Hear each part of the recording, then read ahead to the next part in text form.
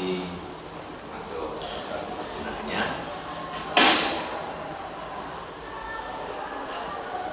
Si bisa juga anda kerjakan gitu ya. Mengerjakan bisa? Tertawa. Apa artinya tertawa? Keterbagian. Seperti Pak yang disampaikan di awal kuliah dulu, materi teori bilangan itu pada dasarnya ya sama, mulai SD kita tetap bekerja dengan itu. Nah, termasuk materi hari ini keterbagian. Jadi kalau saya ingatkan dulu waktu di SD dulu menyebutnya bukan keterbagian tapi habis dibagi. Nah, suatu bilangan habis dibagi oleh bilangan lain, gitu ya. Nah, ini jadi nanti ada habis dibagi kemudian dihabis. Kalau tidak habis berarti apa? Nah, ada sisanya, gitu ya. Nah, di SD sudah diajar juga pembagian bersisa. Ya, itu yang kita diskusikan nanti ya, pelajaran SD. Nah, cuma diskusi kita mungkin nanti lebih sistematis ya, karena ada sekarang kuliah di prodi matematik ya. Nah, di situ perlu ada disiplin ya dalam pembahasannya. Kalau Anda ingat, kalau saya tanya ya, ini recall pelajaran SD. Pertanyaannya, apakah 2 itu habis membagi 6? Mengapa? Mengapa? Kalau dulu ada jawabannya atau mengapa? Matematik itu yang penting reasoningnya itu ya. Belajar matematik itu bukan hanya hasilnya, tapi mengapanya itu perlu dijawab, penalarannya. Mengapa? Kita katakan 2 itu membagi 6, atau kalau dibahasa dulu habis membagi 6, atau 6 habis dibagi oleh 2. Mengapa?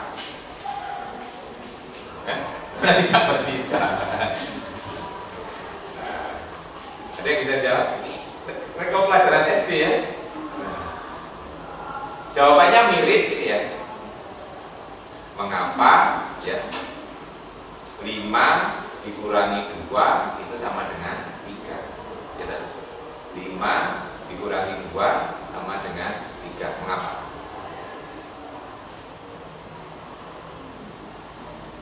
Karena ini pelajaran SD loh ya. Karena 2 tambah 3 sama dengan 5. Nah, nanti seperti itu. Ya. Nah, itu kan berarti ada. Jadi kalau kita mau menghitung 5 dikurangi 2 berarti kita klaim jawabannya 3. Mengapa? Karena 2 tambah 3 sama 3. Kalau kita mau membagi 6 dengan 2, kalau menurut Anda jawabannya berapa? Jawabannya berapa? 6 karena 6 itu sama dengan 2 kali 3, betul? Nah itu. Jadi di dalam matematik itu kita bisa berargumentasi menggunakan konsep sebelumnya ya. Berargumentasi pengurangan dengan menggunakan tambah, berargumentasi bagi dengan menggunakan kali. Karena 2 kali 3 sama dengan 6, maka kita sebut 2 itu membagi 6. Sama dengan, mengapa 2 itu bagi 6? Karena 2 kali 3 sama dengan 6. Dalam matematik sering Anda menemui pola seperti ini ya. Kalau saya tanya lagi, mengapa akar 4 itu 2? Nah, karena 2 kuadrat. Mengapa log 100 sama dengan 2? Nah, karena 10 pangkat 2 ya. Jadi menjawab akar menggunakan argumentasi akar. Menjawab pertanyaan logaritma menggunakan argumentasi pangkat eksponen, ya kan? Sama. Kalau Anda sudah pernah belajar kalkulus, mengapa integral dari x kuadrat itu sama dengan sepertiga x pangkat 3? Biasanya sudah ya. Nah, mengapa integral dari x kuadrat sama dengan sepertiga x pangkat 3? Karena turunan, ya, turunan dari sepertiga x pangkat 3 itu adalah x kuadrat. Jadi Anda nggak memperhatikan ya pola-pola seperti itu. Nah, di matematik itu hal yang saya. Jadi kalau kita sudah punya konsep, mengembangkan konsep baru dan konsep lama, maka argumentasinya juga ada. Jadi kalau Anda perhatikan nanti melihat sifat-sifat logaritma itu ya dibawa ke eksponen pembuktiannya gitu ya. Banyak juga nanti persoalan-persoalan logaritma yang diselesaikan dengan menggunakan eksponen, dikembalikan lagi ke asal. Demikian juga dengan pembagian.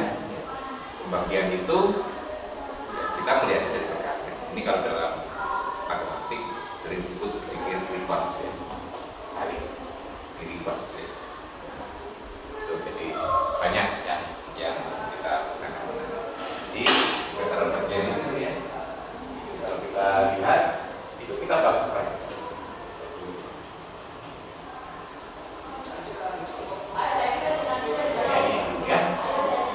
Nah, ini tapi kalau di buku ini diberi syarat B-nya tidak 0 ya.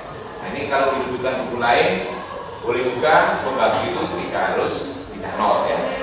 Di 0 juga boleh. Tapi kalau kita konsisten dengan buku kita yang kita pakai kuliah ini, pembagi tidak boleh 0 ya.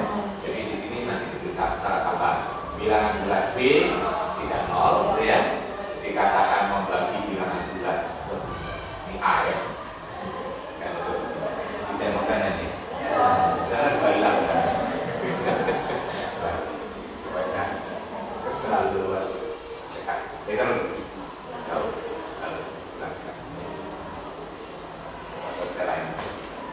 Nah ini bilangan bulat B tidak 0, nah tambah ya secara tidak 0. Kalau kita konsisten dengan buku kita tidak 0. Dikatakan membagi bilangan bulat A jika terdapat bilangan bulat N sehingga memenuhi A sama dengan B. Jadi seperti tadi. Tadi contohnya 2 itu membagi 6 ya. Ini berarti B-nya 2 hanya 6. Mengapa? Karena ada 3 gitu. Sehingga 6 itu sama dengan 3 kali 2. Rasanya gitu. Nah notasinya ini kita baca B membagi A atau B pembagi, kita sebut B itu pembagi, atau sering kita menyebut faktor. B itu faktor dari A. Tapi kalau kita balik, A itu kelipatan dari B ya, bacanya. Jadi A kelipatan dari B, B itu pembagi dari A atau faktor dari A, atau sering disebut dengan divisor. Pembagi itu divisor. Kalau kelipatan ya, kelipatan A is multiply of B, B is divisor of A ya. Oke. Nah nanti banyak sifat-sifat yang berbeda. Nah di sini yang harus saya ingatkan, berbicara faktor atau pembagi itu yang dilihat adalah bilangan. Kalau kita bilangan rasional, tak kena sifat ini, karena selalu bisa dibagi ya kalau kita bilangan rasional. Karena membagi itu kalau di dalam bilangan rasional dikalikan seperti ya kan, karena seperti masih ada. Nah, sekarang saya tanya, tadi kan alasan 2. Kalau saya tanya, sebutkan semua pembagi dari 6. 2, 3, 6, 1, 6, min 1. Min 1, min 2, min 3, min 6. Nah ini ya, kan tidak ada batasan di sini positif ya namanya pembagi. Nah ini yang kadang-kadang kita menyikapi yang salah ya. Ini mungkin waktu quiz banyak yang satu waktu pretest pertemuan pertama ya, disuruh mencari pembagi, gak banyak yang menyebutkan negatif juga termasuk pembagi. Akhirnya ada yang sebutkan cuma separuhnya aja. Harusnya 2 kalinya yang dijawab ya. Karena yang negatif gak ada hitung. Ingat pertanyaan saya itu adalah semua pembagi ya, bukan pembagi positif. Nah, kalau membaca soal terjemahan, yang namanya pembagi itu bilangan bulat. Di sini tidak 0 gitu ya syaratnya. Bilangan bulat tidak 0. Nah, yang sering terjadi karena Anda tahu terbiasa aja dengan positif terus gitu ya. Kalau berkata bilangan bulat yang pelayanan yang positifnya, yang negatif. Oke, nanti banyak sifat-sifat yang berkaitan dengan pembagian ya, termasuk sebagian saya keluarkan di tugas, gitu ya. Sudah ngirim tugasnya? Belum dibikin. Oke. Nah, tetapi ini yang perlu saya sampaikan dulu adalah lebih jauh tentang pembagi. Nah, ini karena kita mau recall pelajaran SD. Sekarang kita perhatikan, kalau saya punya bilangan 12, kita cari pembagi dari 12 apa saja?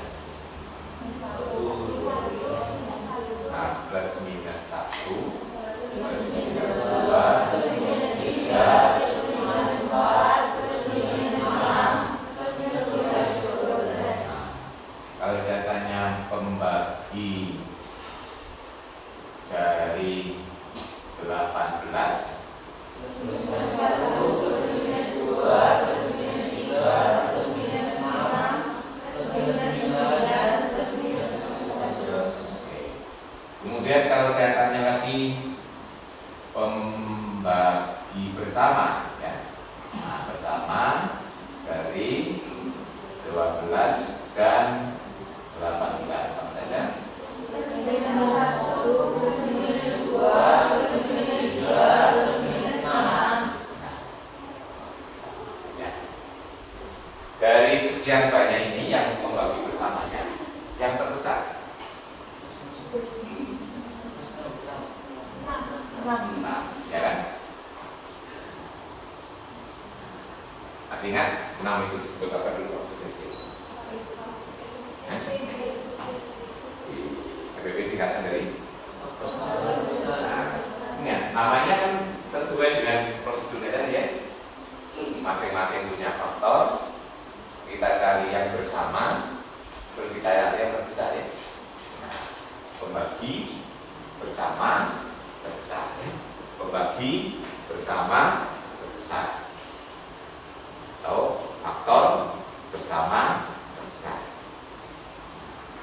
Bersama terus kemudian dipakai persekutuan. Bersama kan bersekutu kan? Karena kalau bersekutu itu mesti bersama. Kalau berpisah namanya berseteru ya. Namanya bersekutu itu berseteru ya. Jadi makanya disebut FPP, faktor persekutuan terbesar. Jadi karena di situ masing-masing punya faktor, dicari yang bersama, yang bersekutu, kemudian cari yang terbesar. Disebut FPP. Kalau dalam bahasa aslinya, faktor itu atau pembagi itu adalah divisor. Ya. Kemudian bersama itu apa? Common, ya. Ya. Kan ada tulisan common room, berarti ruang yang dipakai bersama. Ya. Nah itu kalau Anda punya kontrak atau kos biasanya ada kamar private room, ada common room seperti ruang tamu. Oh itu sering dipakai common room. Ya. Nah, kemudian terbesar, ya. Nah, makanya kalau bahasa Inggris banyak di belakang ya. The greatest common divisor. Nama itu sebenarnya tidak usah dihafal. Ada intuisinya ya dari bagaimana kita menggunakan the greatest common divisor. Makanya sering disingkat GCD, ya. Nah, ini kalau dalam bahasa aslinya kita sebut GCD dari 12 dan 18 itu adalah 6. Nah, nanti secara umum di buku ini juga saya sepakati GCD ini boleh dibuang, ya. Istilah GCD cukup ditulis burung ini ya. Jadi di buku itu cukup ditulis di buku yang kita pakai pilihan. Nah, ini kita baca. Ya nanti memang agak confused dengan pasangan bulutan ya. Pasangan bulutan kan sebenarnya juga gini. Makanya kan biasanya kalau dia tidak confused biasanya dituliskan di sini. Nah, kalau dalam literatur bahasa Indonesia sering tulis gini. Ya. Kalau literatur bahasa Inggris sering pakai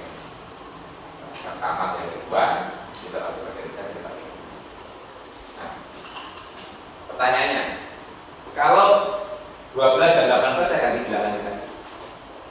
Misalnya FPP dari negatif 12 dan negatif 18 itu berapa?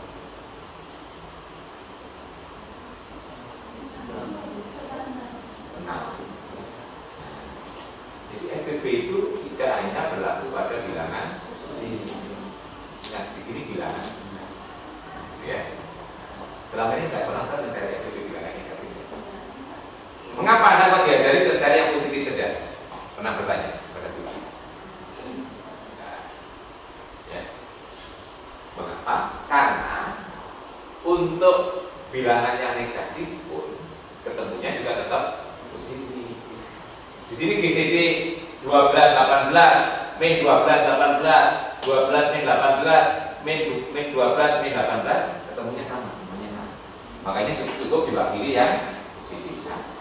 Dulu ya. Itu dalam matematik itu yang sering disebut apa? WRO. WRP. Without loss of generality. Apa terjemahan? Without loss of generality. Tidak menghilangkan keberlakuan secara umum, ya. Jadi sebenarnya kita bahas umum, baik positif maupun negatif, tapi karena hasilnya sama, gitu ya, maka cukup dibahas yang positif saja, gitu ya. Nah, tapi bagi orang yang nggak paham, seolah-olah konsep FPP itu hanya untuk bilangan positif, gitu ya. Nah, ini harus paham tuh kita kalau belajar itu, gitu. Nah, saya biasanya melihat sampai Anda lulus SMA, itu nggak punya pengalaman melihat bilangan FPP dari bilangan ini. Ya. Tadi untuk disadarkan dengan pembagi tadi ya, kalau sudah pembagi itu boleh positif boleh negatif, ya terbesar tetap positif gitu ya. Baik, nah di sini FPP itu nanti banyak gunanya. Nah ini tadi kita melihat adalah konsep untuk FPP kalau dua-duanya tidak nol ya. Di sini kalau ini saya generalisasi, di sini saya punya bilangan A, bilangan B ya, 12 dan 18 kita anggap A, kita anggap B yang 12 ya. Jadi kita punya A dan B, keduanya tidak nol, keduanya tidak nol. Maksudnya A tidak nol, B tidak nol. Maka cara mencari FPP-nya ini. Jadi definisi FPP itu ya pembagi bersama yang paling besar, ya sudah itu ya. Ya artinya secara prosedural kita cari pembagi dari A, kita cari pembagi dari B, kita cari yang beririsan yang sama, kemudian kita cari yang terbesar. Definisinya itu gitu, yang disebut di sini itu by definition ya. Permasalahan berikutnya, bagaimana kalau ada salah satu di antara A dan B itu nol, atau kedua-duanya nol? Selama ini kan nggak pernah Anda berhubungan FPP kalau salah satunya nol. Nggak pernah ya. Nah, sekarang bagaimana kalau misalnya A-nya tidak nol, B-nya nol? Berarti FPP dari A dan B. A dan B, B-nya nol, berarti FPP dari A dan nol, ya. Apa kalau berada FPP dari A dan nol?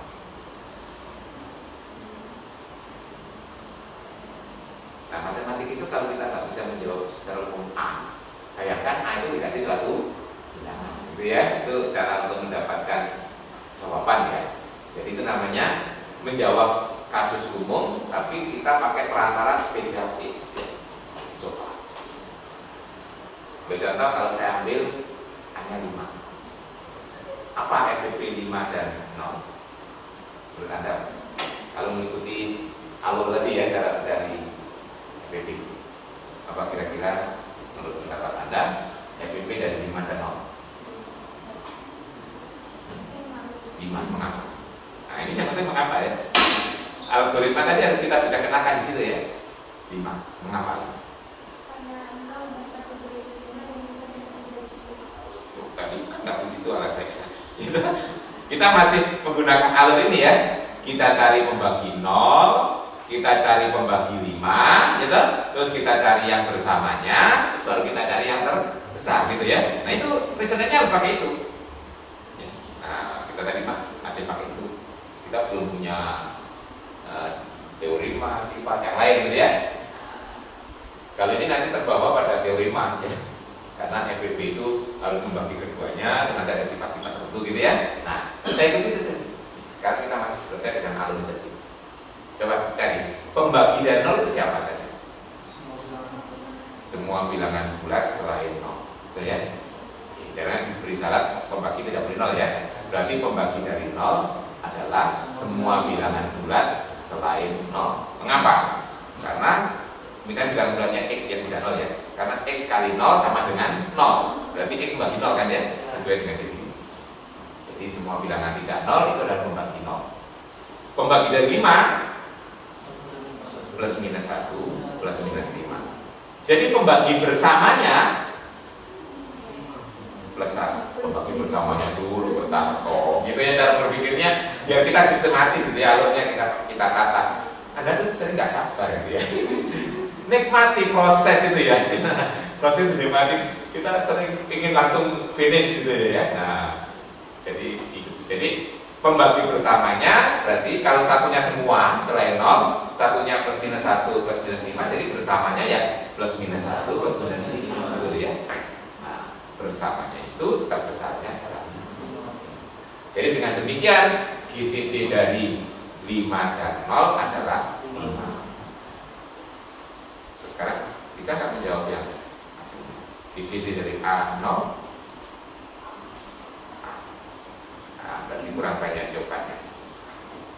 Sekarang kalau aja saya ganti min 5. Apa jawabannya min 5? Enggak ya. Kalau GCD dari A 0 adalah A. Nah, GCD dari min 5 0 adalah min 5, betul? Ya. GCD dari min 5 0 apa? 5. Berarti GCD dari A 0 adalah ada. Ini cara menjawab matematika yang cermat ya. Nah, kayak yang terbesar itu yang positif kan? Iya, betul. Sini perlu. Jadi kalau A tidak 0, A-nya tidak 0, GCD dari A 0 adalah harga mutlak dari A ya. Ini. Jadi kalau kita punya A itu tidak 0, nanti GCD dari A 0 adalah ya.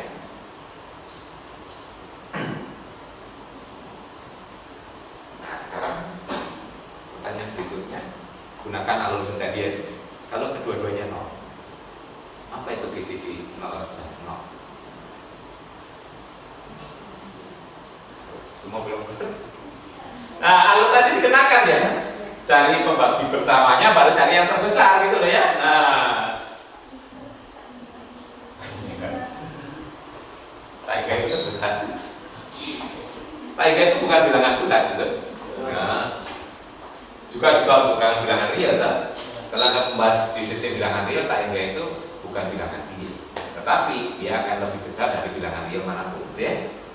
Itu cara berpikirnya ya.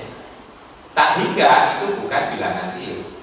Akan tetapi punya sifat bahwa tak hingga itu akan lebih besar dari bilangan real manapun. Kira-kira berpikir ini ada nggak di tempat lain? Cara seperti itu ada. Bukan Allah itu bukan makhluk. Akan tetapi lebih awal dari makhluk dan lebih akhir daripada makhluk. Cara berpikir infinity ya. Jadi kalau orang mengenal konsep infinity, memahami apa konsep-konsep yang di luar sana juga lebih mudah, gitu ya. Kan, tapi kalau dibanding pasti punya kelebihan, gitu ya. Jadi nggak boleh orang membanding itu. Jadi kalau orang membanding harus apple to apple, gitu ya. Itu belum tentu ya. Kalau di sini kan boleh kita membanding bilangan real dengan bukan bilangan real. Oke baik. Nah, kalau 0 dan 0. Kena tadi algoritma tadi kalau kita pembagi dari 0 semua bilangan bulat selain 0. Berarti semua bilangan bulat selain 0, semua bilangan selain 0 bersamanya Semua bilangan bulat selain 0. Terbesarnya 0. Enggak ada. Berarti kalau menurut cara berpikir ini harusnya jawabannya ya, GCD dari 0 dan 0. Tapi yang mengarang buku ini nggak mau, nggak ada. Ya kan? Didefinisikan. Loh ya, sudah baca bukunya? Loh, lesing kelompok berarti belum baca ya. Nah, di situ we define that GCD of 0 and 0 is 0 ya.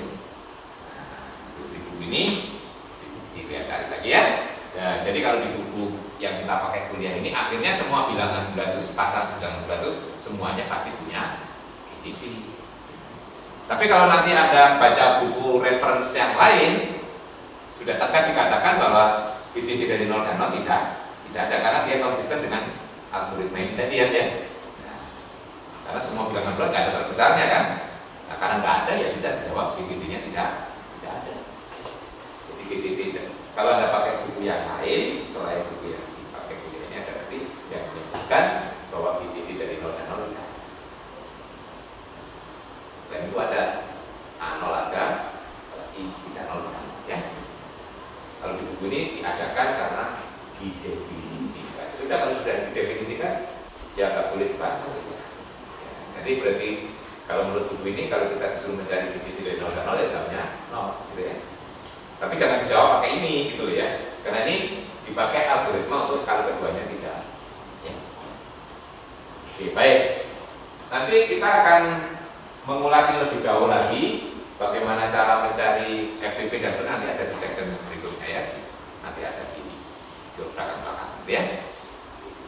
Jadi sekarang yang penting ingat lagi ini karena ada kaitannya dengan konsep keterbagian tadi ya. Berbagi faktor kemudian faktor bersama. Nah, sekarang kita lanjutkan ke konsep kalau yang tidak habis dibagi ya. Nah, berarti menurut Anda tadi apa? Bersisa. Nah, itu kita waktu di SD mengenal konsep pembagian bersisa. Pembagian bersisa. Pembagian bersisa sebagai contoh ya, ilustrasi. Misalkan saya punya nih 13 kalau dibagi 5 ya. Itu kan tidak habis ya. Pilih Anda enggak tahu ya waktu BSc 13 itu tidak bisa bagi 5 ya. Tapi bersisa. Sisa berapa? Ya. Jadi 13 kalau dibagi 5 itu hasil baginya 2 ya. Sisa 9. Ini nanti akan kita tuliskan begini. 13 itu akan sama dengan 2 kali 5 ditambah ya.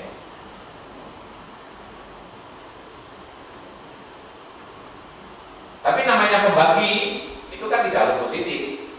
Nah sekarang saya variasikan. Kalau pembaginya nih, berarti 13 dibagi negatif 13 dibagi negatif 5. Hasilnya berapa? Sisa berapa? 13 dibagi 5 hasilnya min 2. Sisa ya. Tapi kita tuliskan 13 sama dengan negatif 2 negatif 5 ditambah. Sekarang saya balik. Yang negatif adalah yang dibagi. Kita boleh berapa ya? Nah, sekarang negatif 13 dibagi 5. Hasilnya berapa? Sisa berapa? Jadi negatif 13 dibagi 5. Hasilnya negatif 3 sisa 2. Ada jawaban lain? Bisa berapa? Negatif 2. Negatif 2 kali 5 berapa? 10. Loh, tambah 3 maksud tadi 13.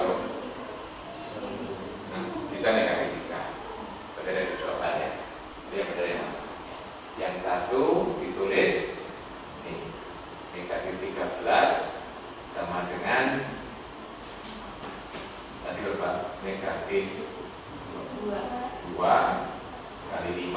ditambah negatif. Nah, yang satu lagi negatif 3, 5 ditambah. Kok ada tulis kompan? Yang benar yang mana? Sama-sama benar. Kita pada teorimanya ini nggak boleh sama-sama. Karena teorimanya aja tunggal. Ini nggak tunggal, jadi dua ekspresi ya. Kira-kira secara intuisi yang langsung kelihatan salah yang mana? Yang di atas. Kenapa? Sisa kok negatif? Kalau negatif kan kurang ya. Iya. Negatif itu kurang ya. Nah, sisa kurang 3 loh. Sisa kok kurang 3 gitu ya. Nah, yang namanya sisa itu harus lebih ya. Nah, gitu ya. Nah, itu. Jadi secara intuisi yang di atas kan benar ya. Nah, sisa itu lebih. Lebih positif. Ini kan kurang ini ya. Nah, sisa. Tapi yang di atas lah ya. Kalau itu tapi nanti ada pembenarannya nanti di teorimanya gitu ya. Ini secara intuisi salah karena sisa kok kurang ya. Nah, yang terakhir min 13 dengan min 5 ya kan? Ya kan kalau salah satu. Min 13 kalau dibagi min 5 hasilnya berapa, sisa berapa?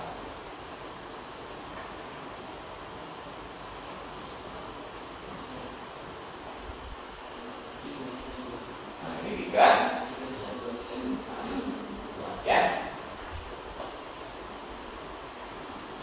ini pelajaran fisik ya. Cuma sekarang mulai saya kita terus. Anda waktu di SD sampai SMA yakin bahwa ini benar. Setiap kita punya 2 pasang bilangan selalu bisa begitu.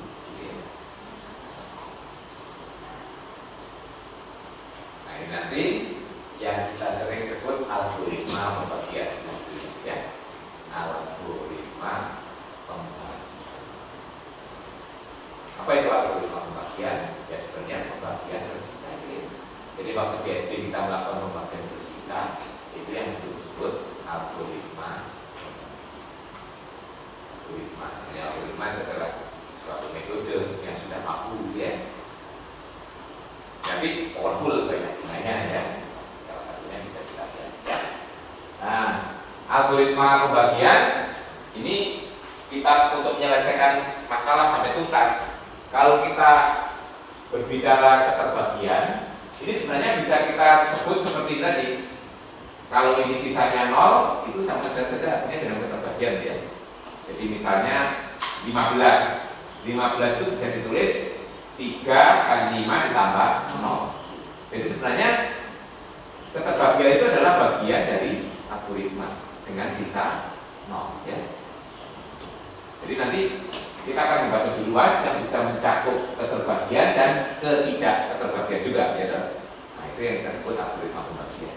Jadi sebenarnya sekali lagi yang keterbagian ini itu sebenarnya bagian dari algoritma ini. Kalau sisanya 0, contohnya tadi 15 sama dengan 3 kali 5 ditambah 0.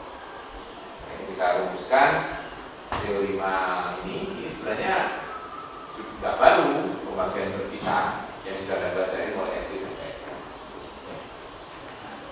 Jadi jika diberikan 2 bilangan bulat sebarang yaitu A dan B dengan B-nya tidak 0, maka akan terdapat bilangan bulat M dan R ini yang kelihatan M dan R tunggal ya. Nah, di situ tunggal. Jadi kalau tadi ada dua jawaban ini, nah berarti satu harus salah ya. Nah, karena di sini tunggal ya. Jadi ekspresinya harus tunggal. Kalau ada dua-duanya benar berarti nggak boleh ya. Karena cuma ada satu yang memenuhi. Jadi di sini sisa itu tidak boleh negatif karena harus dipisah sama dengan 0 dan kurang dari angka mutlak B. Jadi kalau pembaginya di sini 3, 5, berarti sisa itu harus kurang dari 5. Jadi misalnya Anda tulis di sini 3 13 itu sama dengan 1 kali 5 ditambah 8. Itu nggak sisa.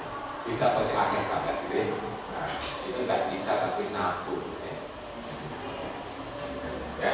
Jadi sisa itu syaratnya harus kurang dari ini. Nah, kalau pembaginya negatif, nah berarti di sini kan tetap ya positif aja. Jadi pembaginya 5 tetap kurang dari 5. Nah, kalau di buku Anda yang Anda pakai juga ini syaratnya bukan B tidak 0, tetapi B kita baca. Ya, tidak ini. Pak Eri kan misalnya terimanya syaratnya B tidak 0. Kalau di buku yang Anda pakai kuliah syaratnya B lebih dari 0. Sudah baca tahu ya. Kalau yang belum baca nggak tahu ya. Nah, ini bedanya ya. Format yang Eri tuliskan di sini syaratnya tidak 0, berarti artinya ini maunya biar ini useful. Jadi ini bisa dipakai untuk membagi baik negatif maupun positifnya. Kalau di buku Anda itu sebenarnya hanya berlaku pada pembagi positif. Mengapa di buku nulisnya itu? Supaya yang menulis buku nggak ngerti bahwa pembagi itu boleh negatif. Itu kalau sebutkan gitu ya. Kalau tadi sebut yang disebut itu paham sebenarnya ya. Cuma mengapa? Nanti yang negatif itu sebagai akibat saja dari yang positif. Jadi kalau kita sudah bisa menunjukkan yang positif, ya, yang negatif itu ya. Tapi menuliskannya belum tentu sama loh ya. Seperti tadi ya, antara pembagi positif dan negatif itu kan bisa berbeda misalnya ya. Tapi karena di situ tidak terlalu sulit menurunkan dari pembagi positif dan negatif, akhirnya tidak eksplisit tulis. Harapannya yang membaca nanti paham gitu ya penggunaannya. Tapi sini perlu saya jelaskan lebih detail karena biar Anda tidak salah memahaminya. Oke. Berarti untuk pembuktiannya ini kita bisa membagi menjadi 2 kasus. Nah, kasus pertama ya kasus positif. Kasus positif itu berarti buktinya seperti yang ada di buku Anda. Tapi saya nggak yakin kalau Anda sudah baca. Nah, makanya kita diskusikan sama-sama ya.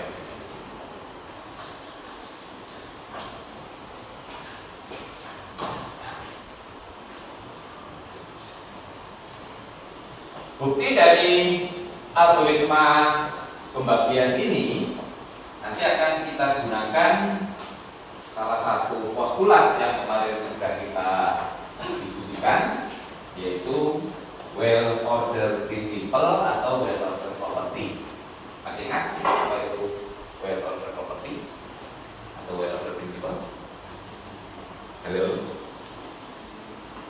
Waktu kita membahas injunksi kemarin saya buat videonya ya, kita menyimak videonya kemudian ya. Nah, kita sudah tadi kemudian dan nggak boleh menerangkan karena banyak kelasnya, saya buat aja videonya, jadi sekali menerangkan bisa dipakai terus. Apa well order property atau well order principle? Halo, ini masih pekan yang lalu ya, bahwa setiap himpunan bagian dari bilangan bulat positif yang tidak kosong selalu punya unsur terkunci. Ya. Di situ well order principle itu bisa kita modif sedikit. Bilangan bulat positif, himpunan bilangan bulat positif bisa juga diganti dengan himpunan bilangan bulat non negatif ya. Make sense karena tetap ada yang paling kecil kan ya. Hanya bergeser kalau bilangan bulat positif itu ada kemungkinannya terkecilnya itu 1 ya. Kalau bilangan bulat non negatif ada kemungkinan terkecilnya bisa 0. Dan ini kita pakai yang modified. Kenapa? Karena kita mau mencari R yang paling bawah kan 0 gitu ya. Jadi kita pakai yang versi kedua bahwa well order principle itu adalah setiap himpunan himpunan bagian yang tidak kosong dari himpunan bilangan bulat non negatif, ya, selalu punya unsur tersebut. Nah, berarti nanti kita akan menyusun suatu himpunan. Jadi ini kan eksistensi ya, terdapat. Jadi terdapat itu harus mencari. Nah, mencarinya dijaminnya nanti dengan Taylor principle. Berarti kita mengkonstruk buktinya harus menyusun himpunan yang memenuhi syarat dari well-ordered principle. Itu cara membuktikan. Ya, jadi orang bekerja di matematik itu mesti mengarah pada alat yang mau dipakai. Jadi, nah, kita mau memakai ini. Jadi eksistensi dari R dan M di sini akan kita gunakan well-ordered principle. Berarti agar itu muncul ya kita konstruksi himpunan yang. Nah, bagaimana konstruksinya? Pertama kita ini bukti ya, bukti untuk kasus pertama dulu, itu kalau B positif. Nah, kita bentuk himpunan, misalkan kita bentuk himpunan T. T-nya itu adalah, nah karena kita mau mengeksiskan R dulu. R itu berarti kalau di sini R itu berarti kan A dikurangi M B, gitu. Berarti kita bentuk himpunan yang berbentuk A dikurangi bilangan bulat kali B, gitu ya. Di sini kita bentuk himpunan yang ini. Nah, A dikurangi misalnya T, B, T-nya bergerak seluruh bilangan. Ya. Himpunan ini kita buat. Jadi nanti kalau ini eksis, berarti kan ada ini bilangan yang memenuhi ini gitu ya. Nanti kita sebut R-nya itu. Nah sekarang, tapi kita tidak tahu. Ini isinya macam-macam, bisa positif, bisa negatif. Nah agar nanti menjadi bilangan yang tidak pernah negatif atau non negatif harus disaring. Pertanyaannya, di T ini ada nggak bilangan-bilangan yang non negatif? Ya, ada nggak? Kalau kita mau mengatakan ada itu bagaimana caranya? Harus menunjukkan ini loh bayangnya ya. Minimal kita bisa menyebutkan satu anggota dari himpunan yang non negatif. Nah, kita akan cari apakah T ini mempunyai anggota yang non negatif. Bagaimana cara mencari non negatif? Nah, ini mundurnya begini ya. Ini kalau kita mau bekerja mundur, repot ya.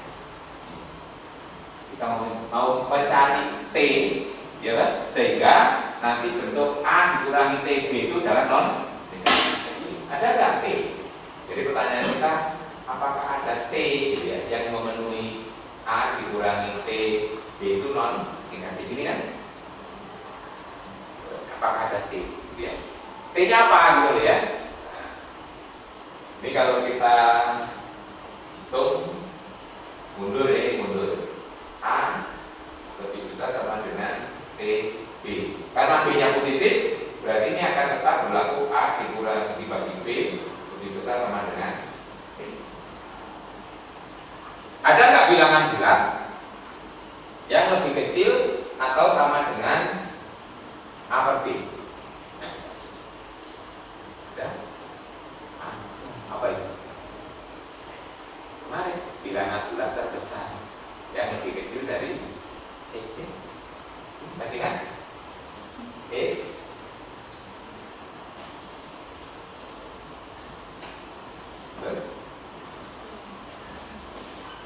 masih kelihatan nggak? Nggak kelihatan. Ini merahnya mau jadi merah ya. Nah, ini adalah simbol bilangan bulat terbesar yang lebih kecil atau sama dengan X ya? Yang gambarnya berupa fungsi tanggal ya.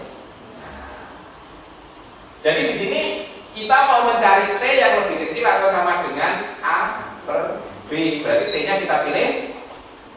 Nah, bilangan bulat terbesar dari A per B, betul ya? Jadi kalau kita ambil T, nah kita ambil T-nya itu adalah ini. Nah, betul. Berarti nanti T akan lebih kecil atau sama dengan dari A per T. Ini kan mesti bulat kok. Ya, misalnya sebagai contoh, kalau saya punya A-nya 3, B-nya 2.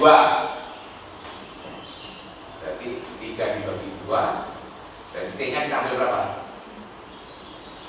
3/2 itu berapa? 1,5. Berarti T-nya 1.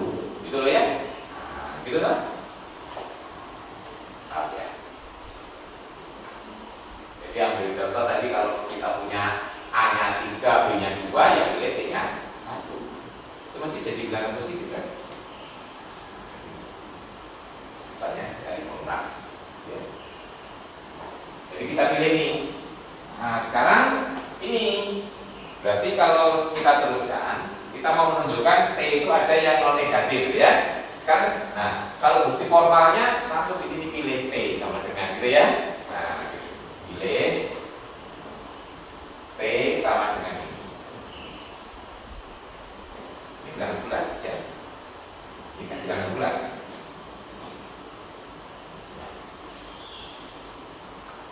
Terus kita tunjukkan bahwa A dikurangi TB itu nanti lebih besar sama dengan 0. A dikurangi TB berarti A dikurangi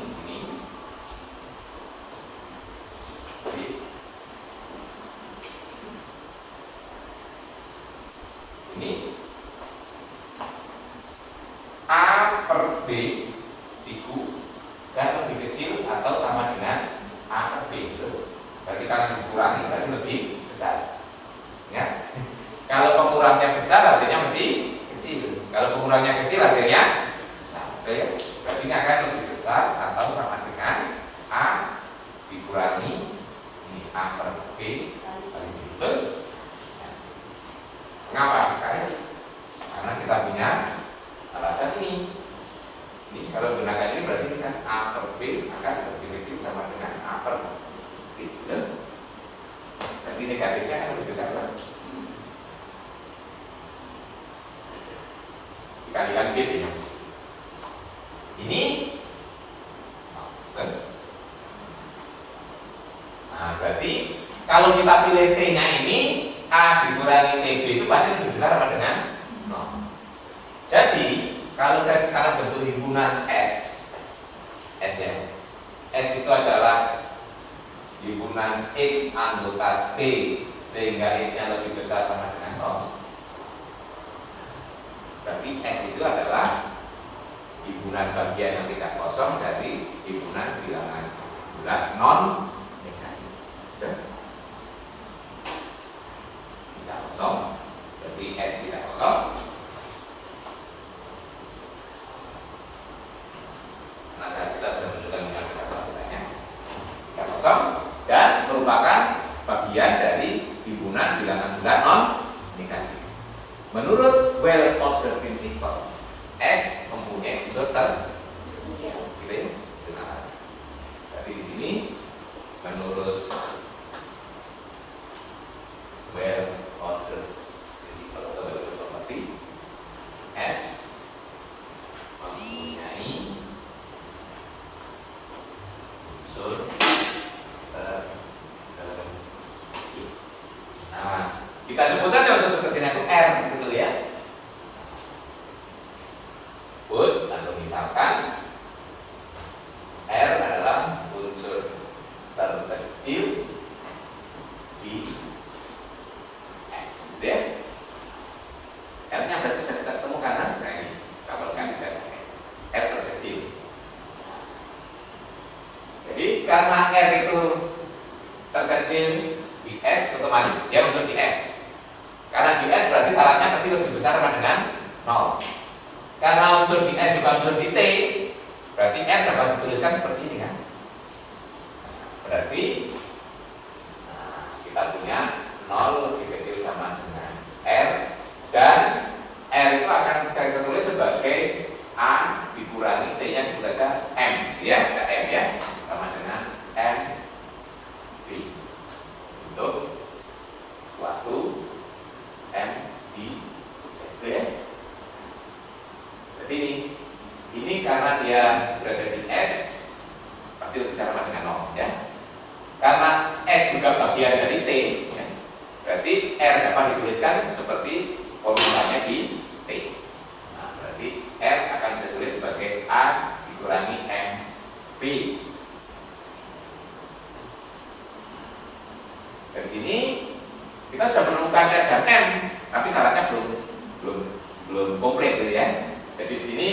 Sebenarnya bisa kita tulis bahwa dari sini kan sama aja, dari sini A itu sama dengan MB ditambah R, tapi syaratnya baru ini. Nah, ya kan? Yang kurang dari B belum ya. Kalau B-nya positif atau kurang itu kan B sendiri ya. Nah, berarti berikutnya yang harus kita tunjukkan apa? Bahwa R harus kurang dari B. Ya, klaim. Nah, berikutnya juga klaim R kurang dari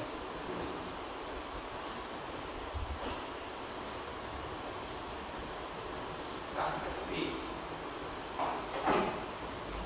Saya hapus ini dari pertanyaan. Nah, ini saya akan membuktikannya dengan bukti tidak atau bukti kontradiksi. Andaikan R lebih besar atau sama dengan B. Kalau tidak kurang berarti lebih besar atau sama. Dari sini apa akibatnya?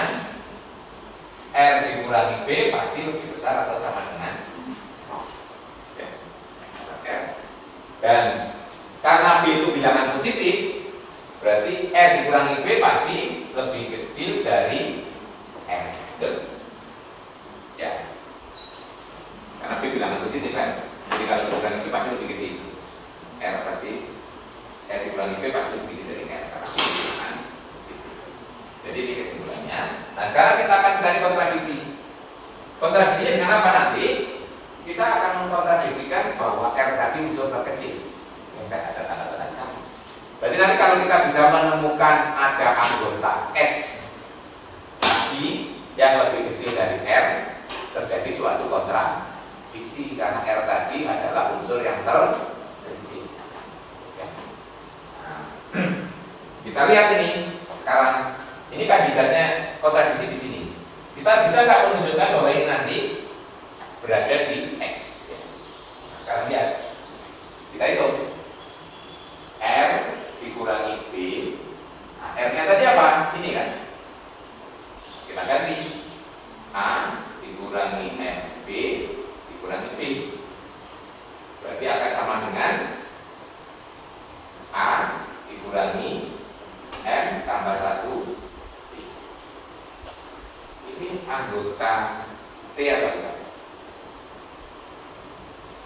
Ya, anggota T itu adalah A dikurangi TB dengan T-nya anggota bilangan bulan. M tambah 1 bulan kan? Iya. Ya, karena M-nya bulan tambah 1 berarti bulan. Berarti ini adalah anggota T. Jadi R dikurangi B adalah anggota T. Padahal R dikurangi B juga non negatif. Berarti R dikurangi B adalah anggota S. Apa di sini? Ini R dikurangi B anggota T. Kemudian R dikurangi B lebih besar sama dengan 0. Berarti R dikurangi B adalah anggota T.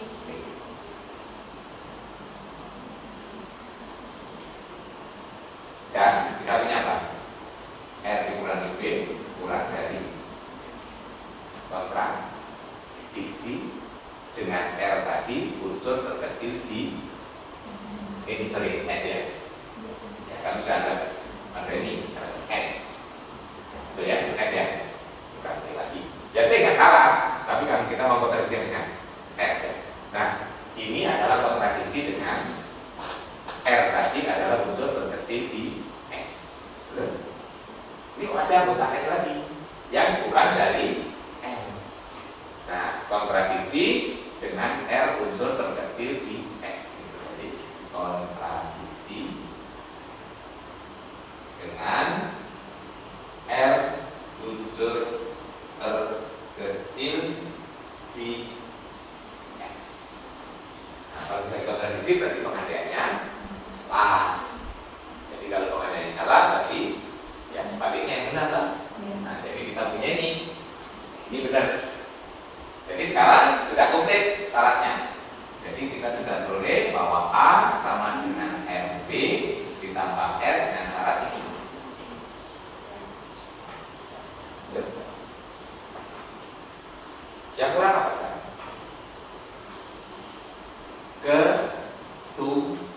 tunggalan. Ya, itu kan disyaratkan apa?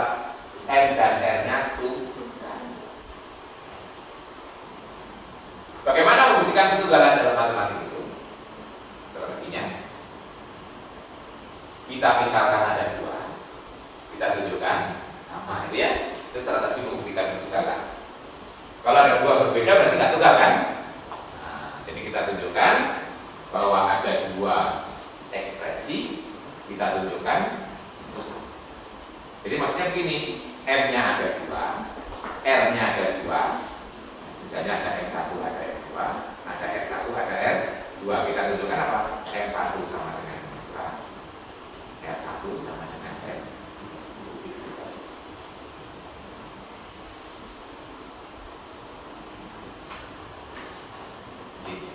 Agar lengkap, buktinya tinggal satu lagi, yaitu ketunggalan. Ya.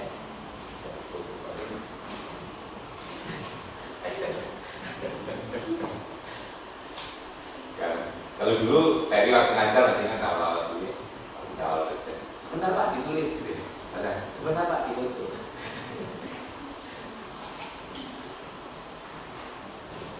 Di foto itu nanti harus dibaca ya. Karena nggak merasakan, jadi foto itu seperti Anda copy paste gitu ya, nggak ada sense-nya. Makanya Mary kalau Anda mengumpulkan tugas, Anda tidak tulis ya, itu biar ada sense.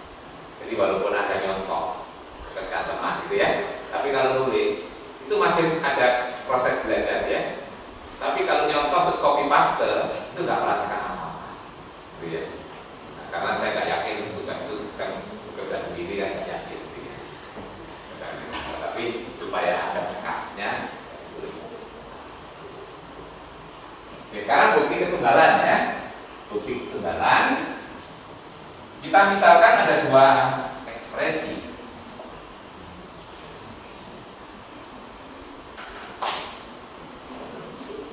Bukti ketunggalan.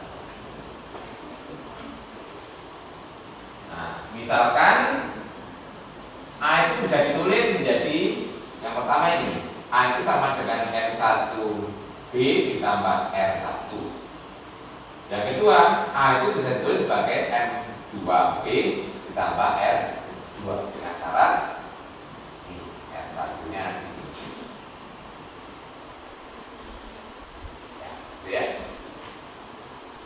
Masih kasus B di sini. Nah, nanti kita akan menunjukkan bahwa M1 sama dengan M2, R1 sama dengan gitu. Ini yang saya tulis akan ditunjukkan R1 sama dengan R2 dan R1 sama dengan ya. Nah, sekarang dari A sama dengan kalau saya kurangkan atas dengan bawah, A dikurangi A 0 ya, 0 akan sama dengan M1 dikurangi M2B ditambah R1 dikurangi M2 ya. Atau ini saya bawa terluas diri, dan ini dibalik, berarti M2 dikurangi M1 B sama dengan R1 dikurangi R. Nah, sekarang kita analisa. R1 terletak di rentang ini, R2 terletak di rentang ini. R1 dikurangi R2 terletak di rentang mana?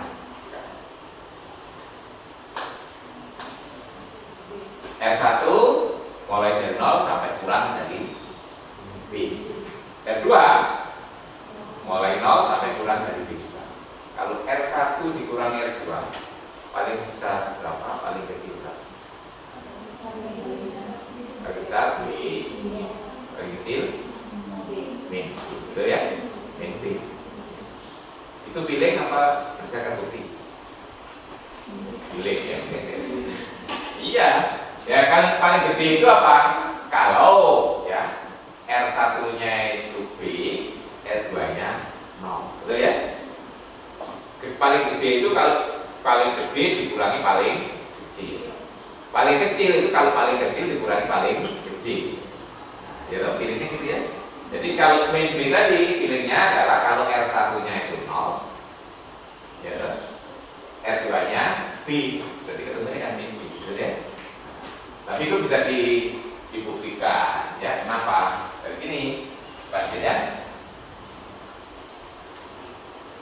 R1 di sini.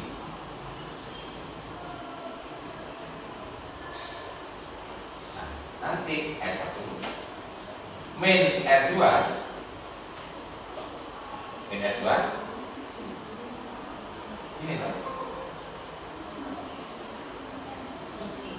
betul dikalikan satu kan ya. Jadi kalau kita jumlahkan kan kesamaan itu kan nggak berubah ya, besar tambah besar tetap lebih besar daripada kecil tambah kecil ya. Berarti kalau ditambahkan ini B, ini R1 dikurangi R2.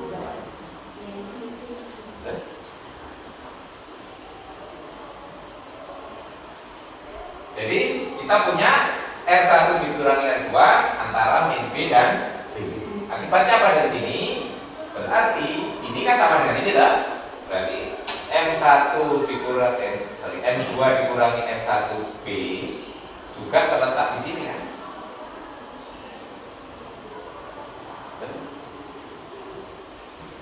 Ya, karena ini sama yang ini kan. Nah sekarang kita kenakan apa? Berlaku hukum cancel penghapusan ya. Bukan dibagi loh ya. Kalau dibagi di sini ya, berlaku hukum penghapusan ya. Kalau dibagi kan belum bisa ya. Ini berlaku hukum penghapusan. Jadi kalau berlaku hukum penghapusan M2 dikurangi M1 akan lebih kecil dari 1, lebih besar dari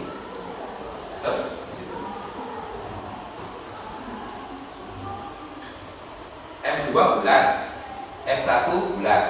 Berarti M2 dikurangi M1 bulat. Bilangan bulat antara min 1 dan 1 apa?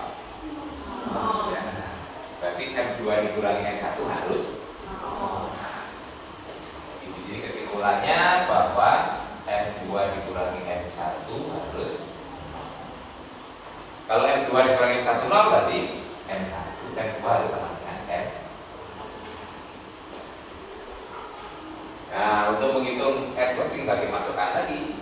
Kalau sudah M2 dikurangi M1 0 dikalikan B juga tetap 0. Jadi akhirnya R2 juga sama dengan R1 ya.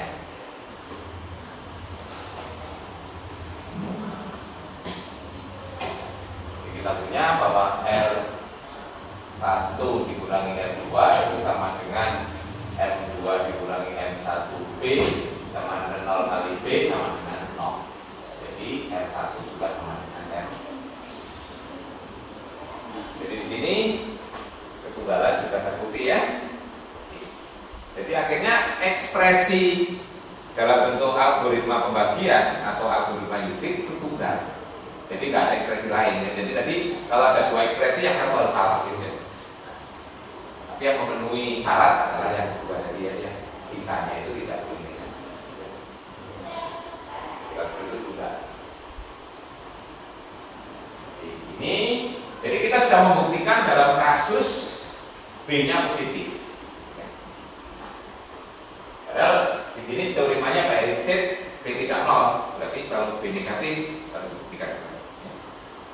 Kasus 2.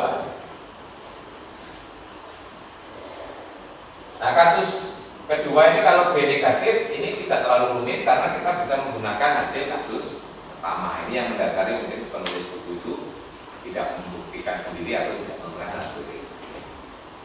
Kalau B itu negatif berarti negatif B-nya adalah bilangan positif. Berarti kita misalkan aja. Misalkan C itu adalah negatif dari B.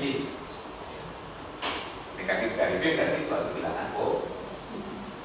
Nah sekarang hasil pertama algoritma pembagiannya kita kenakan dengan C, tapi tidak dengan B lah. Jadi A dibagi oleh C, kita kenakan algoritma pembagian berarti A itu bisa ditulis M C ditambah N. Oke, dengan syarat R-nya kurang dari C. Betul ya?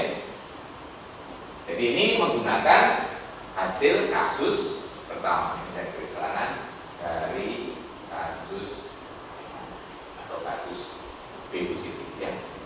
Berarti di sini C-nya kan positif, berarti kena.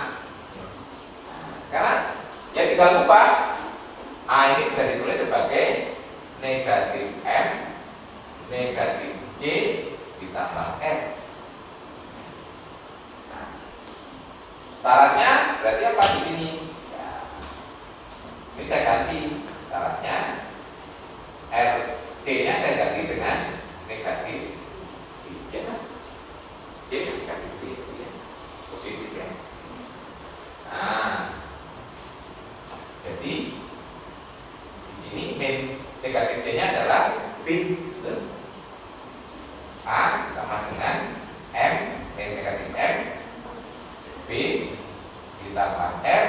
Nah, kalau B-nya negatif B itu adalah harga mutlak dari B.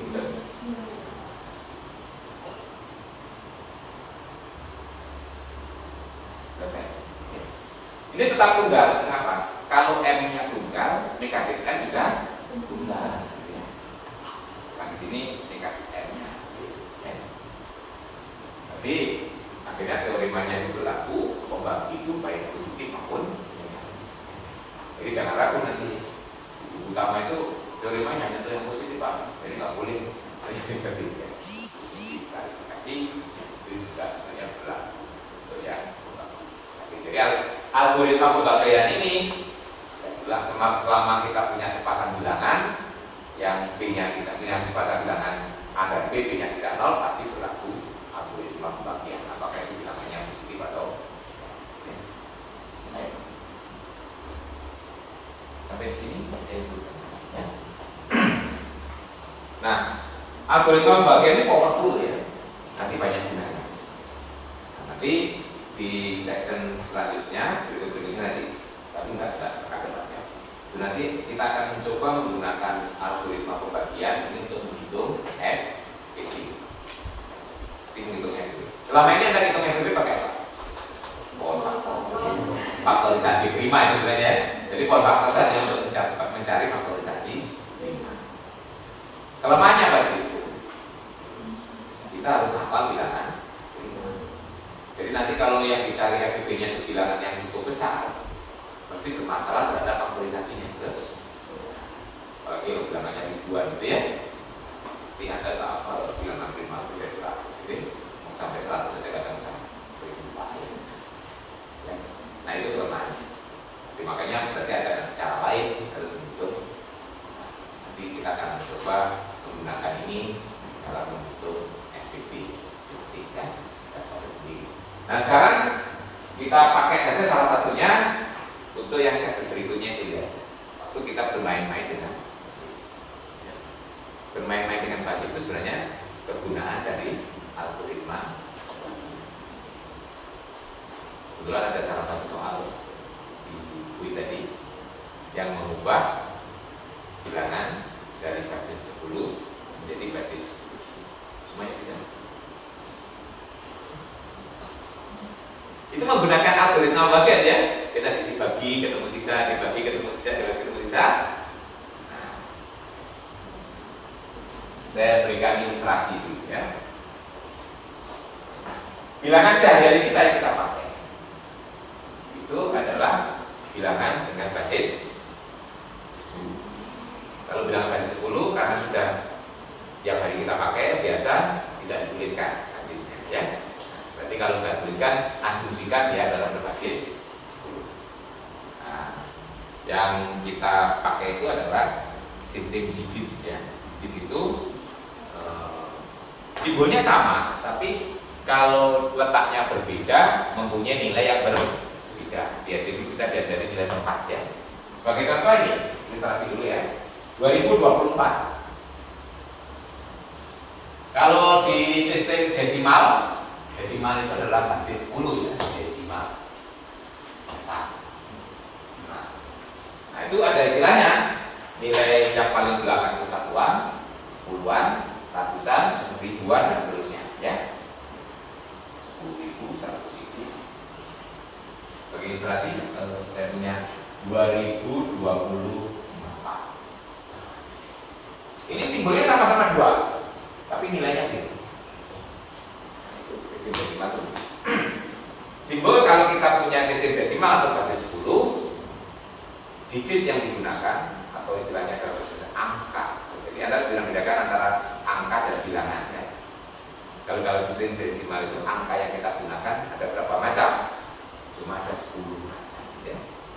0, 1, 2 sampai 9 itu namanya angka. Tapi kalau gabungan dari angka itu kita sebut bilangan ya. 2024 itu bilangan ya, bukan angka. 2, 0. Nah, 2 di sini dengan 2 di sini beda. 2 di sini menyatakan ribuan, di sini menyatakan ribuan. Ya. Ini kalau dalam sistem desimal sebenarnya artinya apa? 2 dikalikan 1000. Ya toh? Nah, itu saya tulis 10 pangkat. Gitu? 0 di sini sebenarnya 0 kali 100. Ya toh? Saya tulis 0 kali 10 pangkat. 2 di sini sebenarnya 2 kali 10 ya. 10-an. 2 kali 10 pangkat 1 ya. Nah, 4 satuan. Saya tulisnya 4 saja atau 4 kali 10 sama 0 ya. Nah, jadi nanti secara umum ini nanti bisa dituliskan ini adalah sebetulnya dari paling belakang 4 ini saya sebut A0 dikalikan ya kadang-kadang nggak dituliskan ya. Terus kemudian di sini ini disebut A1 nanti 10 pangkat 1. Ini disebut A2 10 pangkat 2. Ini A3. Oke. Di sini sebut aja bilangannya X ya. Jadi sebenarnya ini. Nah, ini sering kita tulis sebagai A3, A2, A1, A0, B, B-nya 10. Ini ulang masih 10 ya. Ya. Jadi nanti kalau 10-nya ini kita ganti sembarang bilangan bulat positif, ya. Jadi nanti kita punya bilangan ini X, ya. Nah itu nanti menjadi saya tulis ini AK, AK X1 dan seterusnya A2, A1, A0, gitu ya. Jadi kalau kita artikan ini sebenarnya sama aja dengan ini AK kali B pangkat K, AK yang 1 kalikan B pangkat K yang 1 dan seterusnya A2 dikalikan B pangkat 2, A1 kalikan B dan ditambah A. Oke ya. Jadi arti dari sistem seperti itu. Sekarang pertanyaannya, untuk sembarang bilangan ini kalau nggak bisa kan basis 10 ya. Untuk sembarang bilangan desimal bisa nggak dinyatakan dalam ini? Gitu ya. Jadi kan soal Indonesia aja ini kita memperumum ya. Ini jaminannya adalah algoritma pembagian. Karena kita punya algoritma pembagian. Sebagai contoh tadi ya, di soal itu 2024 ubah menjadi basis 7. Tapi sebenarnya kalau kita nggak tahu caranya itu, asalkan kita bisa membuat ini bahwa 2024 itu nanti bisa dalam bentuk bilangan. Misalnya di sini mulai paling bawah ya, bilangan ditambah di sini bilangan dikalikan 7. Kemudian di sini ditambah bilangan dikalikan 7 kuadrat dan seterusnya sampai berhenti. Asalkan kita bisa menyatakan sini selesai ya. Cuma kan nggak apa. Ada ke sini gitu ya. Mencarinya bagaimana? Ini dengan menggunakan algoritma pembagian. Nah, sebagai contoh nanti kita perumum ya, tapi ilustrasi dulu. Ya, kasus khusus. Jadi ya. Ini. Jadi kalau kita ingin mengubah 2024 dalam basis 7, sebenarnya mencari ini kan. Mencari A0, A1, A2 dan seterusnya, di sini 7. Sekarang coba lihat itu. Apa arti dari itu ya?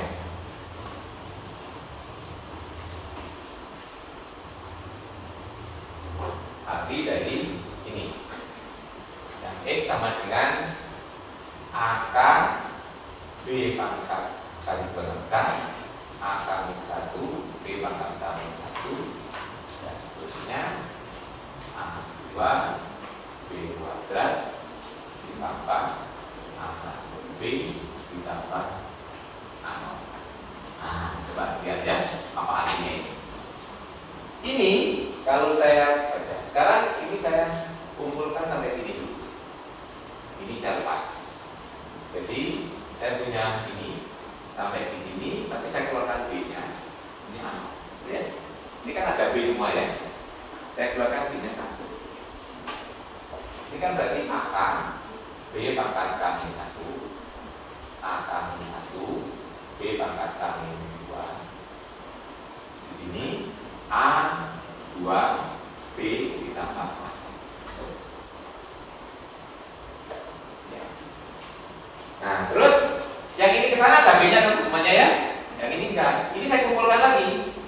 Saya distributifkan lagi. Jadi ini bisa saya tulis. Ini saya kurung.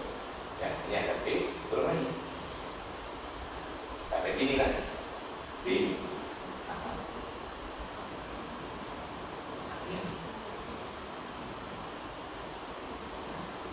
Ini berarti saya tulis angka B pangkat K-2, AK-1, B pangkat K-3, A2.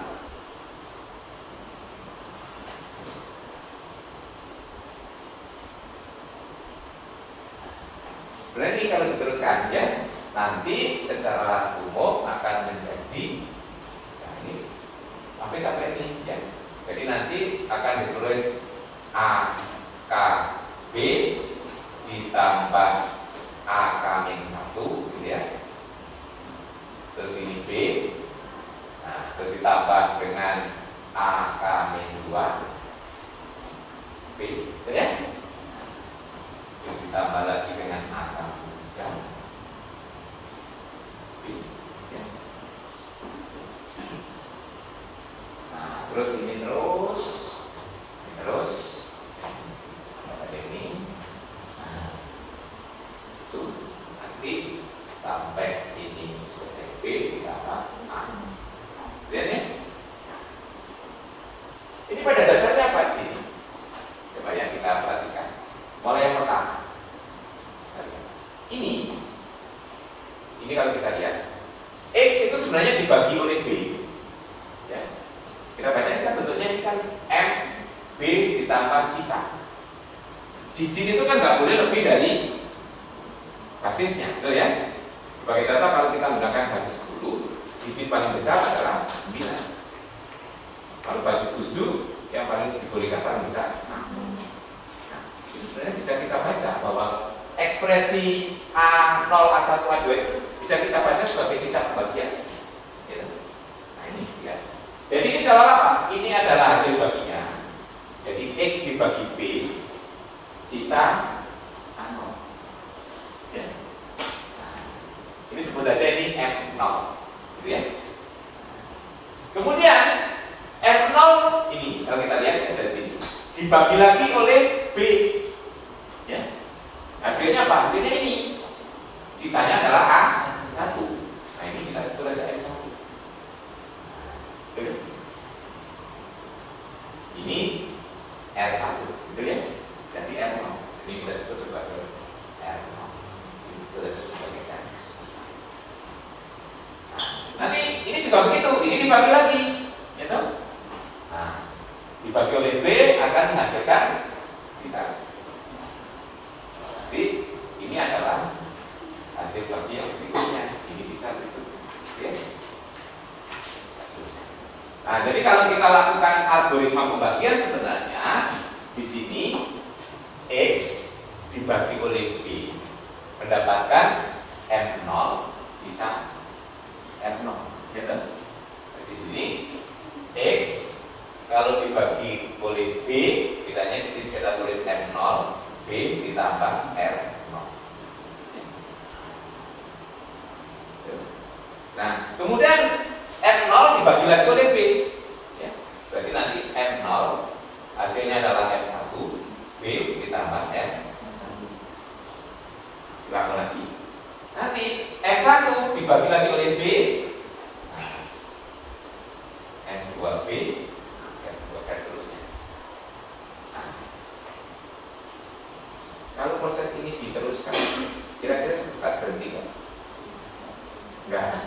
Kalau enggak ya Anda nggak akan pernah selesai, nggak pernah mandek ya, nggak akan berhenti sampai di sini. Coba, kalau tadi saya berikan ilustrasi yang contoh soal tadi ya, 2024 itu berarti dibagi 7 terus kan ya. Nah, pertama 2024 kalau dibagi 7 hasilnya berapa? Berapa? 200 kali 7 ditambah. Terus 289 saya ilustrasikan ini ya, dibagi dengan 7 lagi hasilnya berapa? 41 hasilnya sisanya 2. Itu sama ya. Nah, terus 41 dibagi 7 5 sisa. Nah, terus 5 dibagi 7 0 sisa. Anda teruskan nggak terus? Sudah, 0 dibagi itu saya 0 terus saja. Nah, 0 0 0 0 0 nggak ada gunanya. Nah, ini yang saya sebut ini berhenti. Berarti berhentinya apa? Pada saat kita sudah menemukan 0 sebagai hasil. Tapi nanti di sini sudah sama nih, depan dengan sisa. Pertanyaannya, ini kan kasus khusus ya. Nanti ekspresinya kan ini yang kita buatkan ya? Dalam basis 7 itu isinya kan 5, 6, 2, 1 basis 7 ya. Jadi nanti akan kita punya ini kan 5, 6, 2, 1 basis 7 ini 2024 ya. Ini kalau jawabannya ini benar. Ya. Itu agregat bagian ya. Nah, ini kan special case ya. Nah, ini kita mau katakan ini umum jaminan. Kalau proses ini kita teruskan, suatu saat kita menemukan MK yang sama dengan 0. Ya kan itu. Iya. Mengapa? Nah, ini dia menentukan. Lihat ini. M0 dan M1 kalau kita bandingkan besar mana?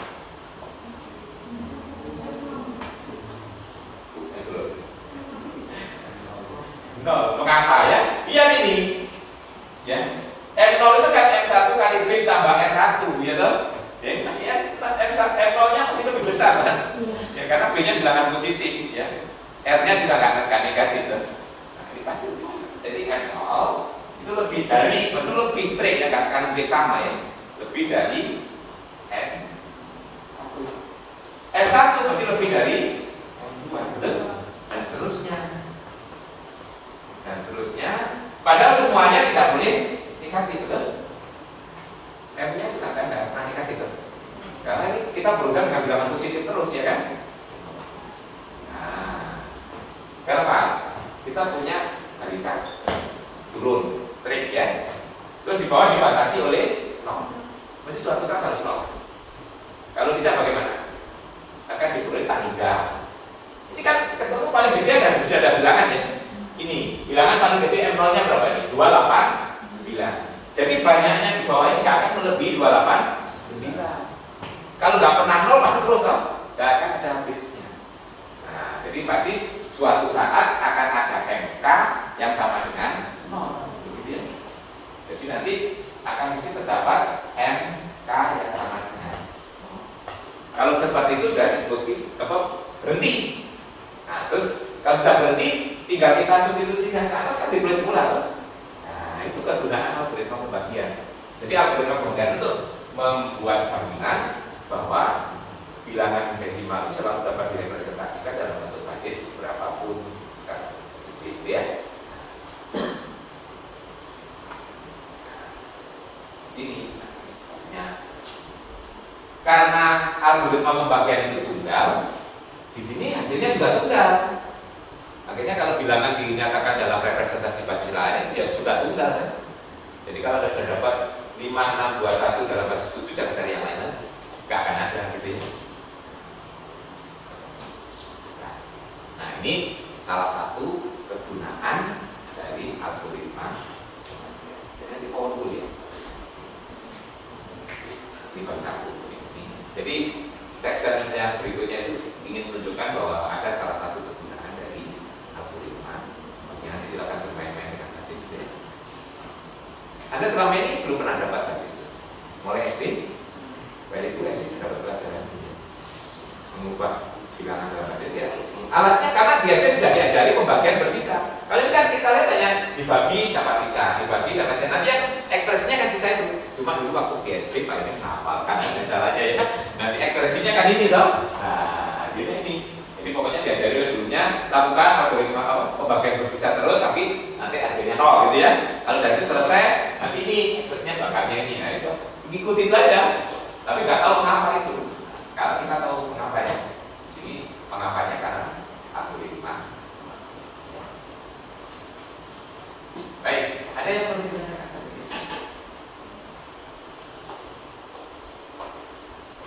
Jadi algoritma pembagian ini sekali lagi dalam kuliah dari bilangan nanti sering kita pakai.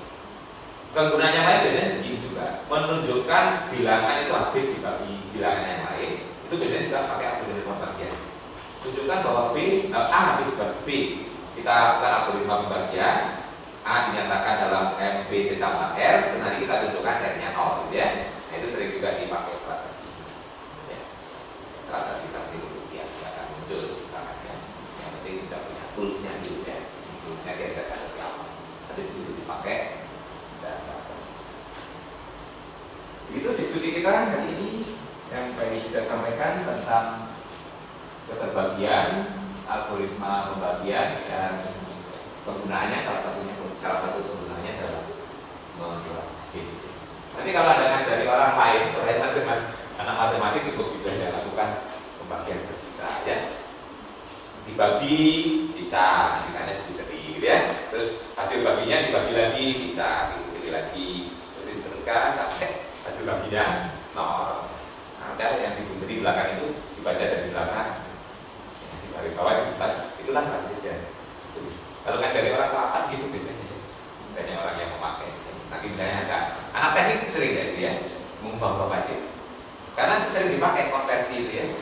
Misalnya biner itu sering dipakai. Yang basis 2 itu biner ya. Yang simbolnya cuma 0, 1 itu sering dipakai. Karena itu untuk elektrifikasi ya. Nah, jadi kalau kita mengolah data dalam arah elektrik ya, seperti di sistem komputer itu sebenarnya kalau sudah masuk ke sistem itu pasti biner ya. 01 memang itu hanya untuk mengkode ada arus tidak ada arus gitu ya, on off gitu ya. Kombinasi dari on off. Biner itu sering dipakai karena itu ada kaitannya dengan bahasa mesin ya. Tapi yang paling sering lagi itu basis 16 ya. 19. Jadi untuk basis 16 itu pengkodean gitu ya. Nanti setelah 9 ada lagi A ya, 10 A, 11 B, C, D, E, F ya sampai F.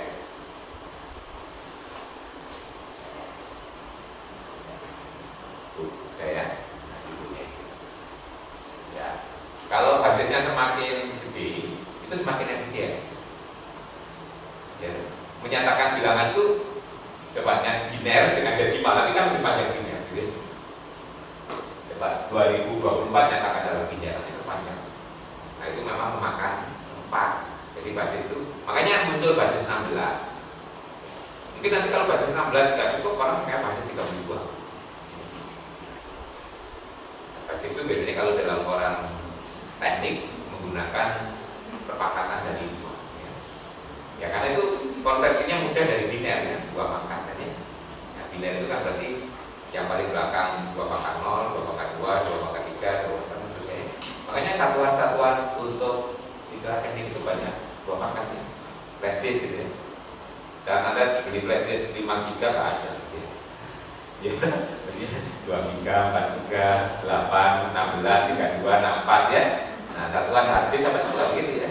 Jadi yang disebut setengah tera itu bukan 500 persis, tapi 512 gitu ya. Nah, kalau 1 tera itu sebenarnya adalah 1024 ya, bukan istilahnya. Jadi itu akibat dari sistem kita ya. Kayaknya dulu apa sih satuan? Saya mau beli flash disk yang 11 GB kan. Yang mendekati itu ya 16. Di bawahnya 8 gitu ya. Oke. Nah, yaitu semuanya ada reasoningnya ya. Sekarang yang paling gede yang banyak digunakan orang basis itu 16 ya. Nah itu juga nanti ada ulasannya. Silakan nanti ada baca itu main-main nanti dengan basis ya, soalnya banyak. Ya paling tidak di sini Anda terampil nanti mengubah dari satu basis ke basis yang lain. Kalau dari basis lain ke basis 10 gampang, tinggal menghitung aja kan. Dari ekspresi itu, ya, misalnya ini, ya itu saja berarti 5 kali 7 pangkat 3 ditambah 6 kali 7 kuadrat ditambah 2 kali 7 ditambah 1 total itu ketemu dalam basis 10 desimal kan ya, dan kembalikan. Nanti juga silakan dibaca tentang sifat-sifat keterbagian. Ya, itu lebih banyak di soal ya, sifat-sifat keterbagian yang di teks hanya sedikit. Sebagian saya keluarkan itu mas. Oke baik, ada yang cukup jelas. Biar lebih jelas, Anda nanti baca lagi ya. Nah ini masih banyak yang baca-baca belum baca. Ada di sekedar saya lihat sebelum mulai dibaca.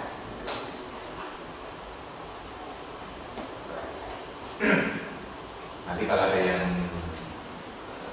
mungkin masih bingung, perlu klarifikasi lagi bisa ditulis di forum ya, bisa saling menjawab. Tapi selama ini kalau diskusi aja. Gak tahu nih apakah Anda sudah cukup jelas dengan materinya atau belas. Orang yang tidak komen, tidak bertanya, itu ada dua kemungkinan, cukup jelas atau belas, gitu ya. Nah, kalau nggak ngerti sama sekali, kita mau tanya apa, gitu ya. Nah, biasanya ada orang banyak pertanyaan itu kalau di tengah-tengah, remong-remong ya, antara jelas dan tidak, gitu ya. Nah, di tengah-tengah. Tapi kalau jelas sama sekali atau tidak sama sekali, itu biasanya malah nggak ada komen. Oke, baik, mudah-mudahan diskusi kita hari ini tidak ada salah, Anda bisa menerima dengan baik, tapi saya tetap berharap Anda membaca kembali dan mencoba soal-soal yang ada itu ya. Ya, karena hanya tahu teori tanpa bisa mengerjakan soal itu belum betul ya. Nah, nanti hanya sebagian soal yang ditugaskan, tapi soal-soal yang lain silakan dicoba sendiri. Kalau perlu cari soal dari buku yang cukup. Masih ada yang kurang? Kurang boleh nambah gratis ya, biar kita berburu-buru cuma tidak seperti diskon yang kasih pasti 15 menit. Insya Allah kita ketemu lagi Jumat pekan depan ya. Ya, nanti kita akan membahas tentang bilangan prima ya, karena itu nanti gunanya juga banyak. Dan saya yakin Anda tidak blank sama sekali dengan bilangan prima ya. Sudah punya seperti tadi awalnya juga sudah ada beberapa yang hal. Jadi silakan direkod kembali tentang bilangan prima dan sifat. Oke, kita akhiri. Insyaallah kita ketemu lagi pekan depan. Assalamualaikum warahmatullahi wabarakatuh.